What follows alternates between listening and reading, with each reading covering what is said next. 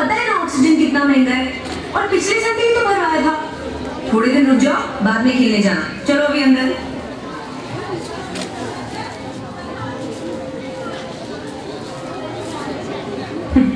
अजीब सा लगा ना सुन के। हम 2019 में नहीं 2029 में जी रहे हैं। जिस हिसाब से आप नेचर को डेंजर में डाल रहे हैं ना, एयर पोल्यूशन, वाटर पोल्यूशन, उस हिसाब से तो 10 साल बाद हमारी जिंदगी ऐसी ही होने वाली है। हम बच्चों को खेलने के लिए मम्मी पापा की परमिशन ले, ऑक्सीजन की जरूरत पड़ती है, ऑक्सीजन की जरूरत पड़ती है।